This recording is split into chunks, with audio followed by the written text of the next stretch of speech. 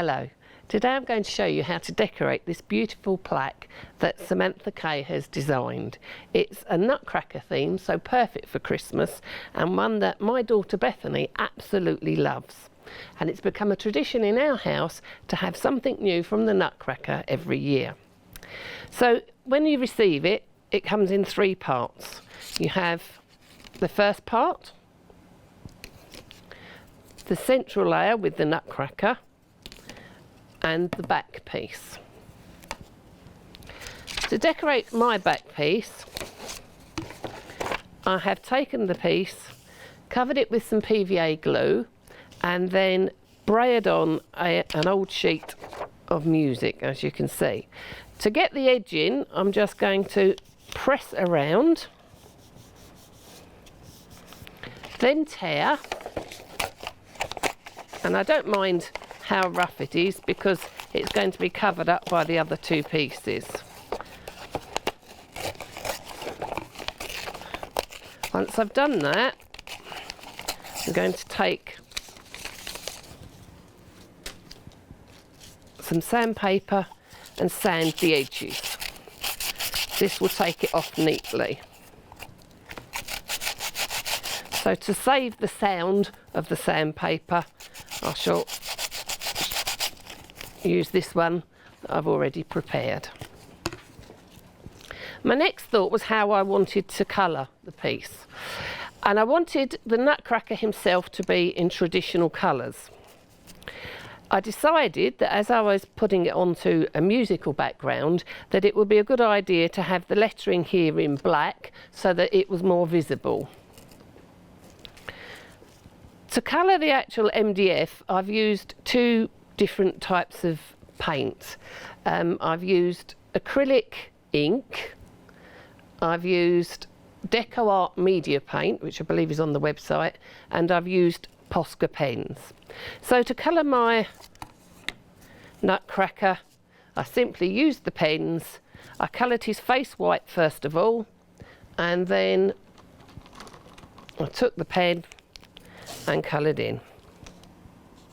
Posca pens are great for this. They give good coverage, you get a matte finish, and you can get a good depth of colour. They suit putting directly onto the MDF really well. There we go. I gave him epaulets in yellow. And as you can see, it's something very quick and something that children could do quite easily.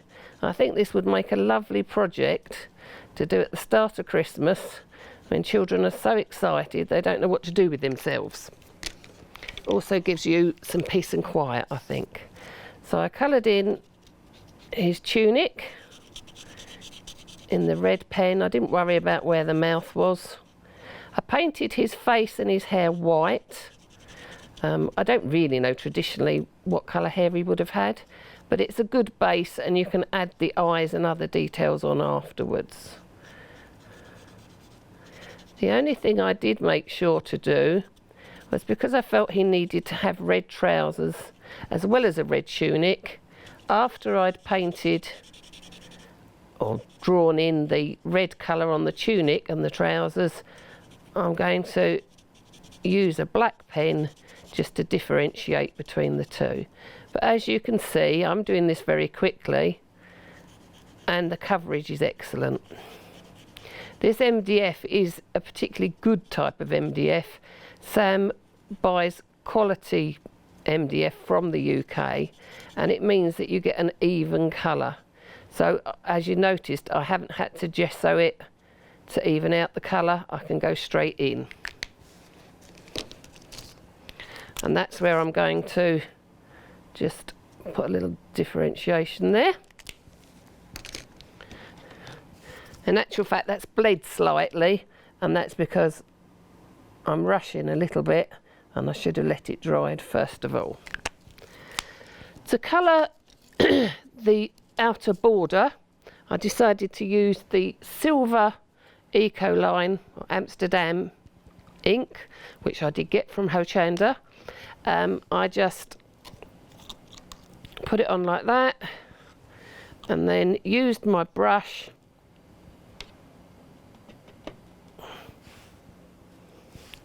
to work it in.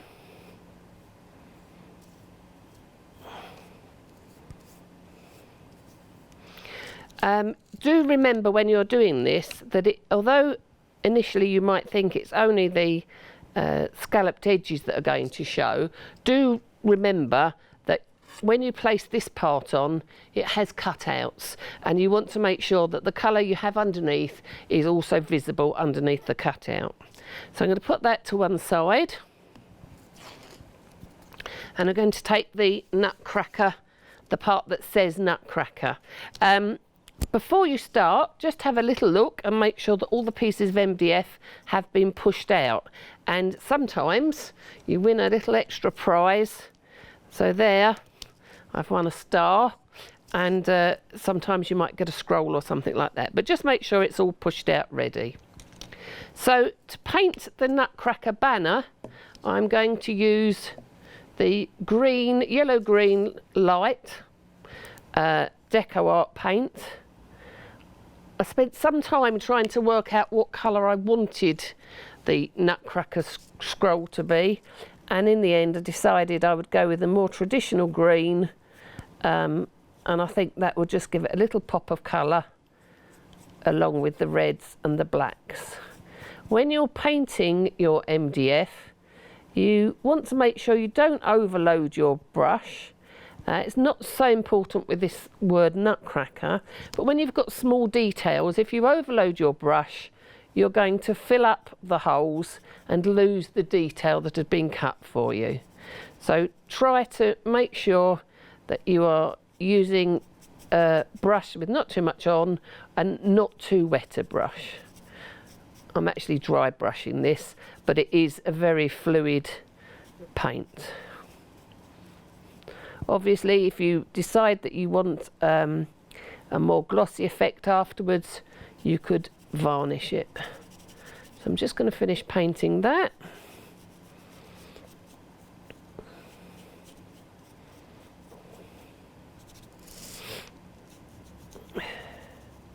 So the next step is going to be to colour the outside. Now, one of the reasons that I like using the inks is because they offer a very even and full coverage without very much effort on my behalf. So if I show you now, that's it. So that's the Nutcracker filled in, and I'm going to get this brush and I'm going to put on the gold. So give it a shake because it's got quite a lot of pigment in it, and to apply it you have a dropper, and I simply run it around like that.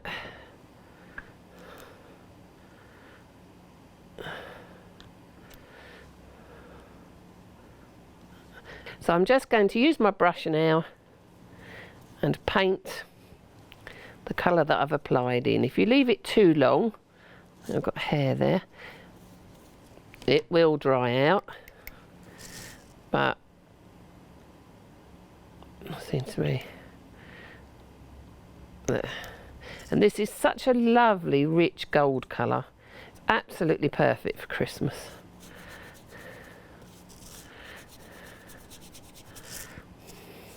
We have a number of actual nutcrackers that we display at Christmas time, but I like the idea of having something that can be put on the wall or the mantelpiece for the festive season.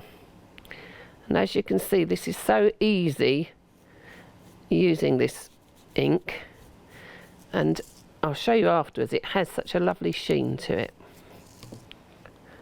The other nice thing about this MDF is that because it's laser cut, and it's laser cut very expertly by Sam, she knows exactly what she's doing with lasers, you get a certain amount of the brown scorching, but it's not too much.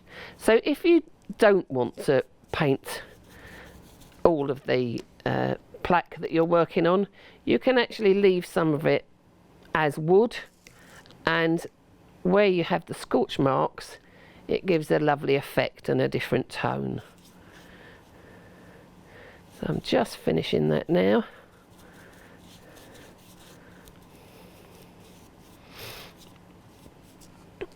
I think this would make a lovely Christmas gift, and it would be really nice if, say, the grandchildren could make this for their grandparents, or for a teacher even. Perhaps it would be a nice end of term gift and something a little bit personal.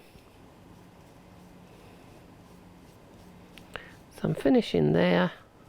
The other advantage of using this ink is that it does sink slightly into the wood, or the MDF, but it also means that it dries fairly quickly as well. So if I just hold that up for you, I don't know if you can see the lovely glisten on that. So the final thing to do, if I take this back, oh, I forgot to colour in the Nutcracker's belt. I couldn't decide whether I wanted the Nutcracker to have a gold crown or a black helmet. I went for the black helmet, but you could choose a gold crown if you wanted to, because it is really a crown shape. But I felt on the background that I was using, it would look better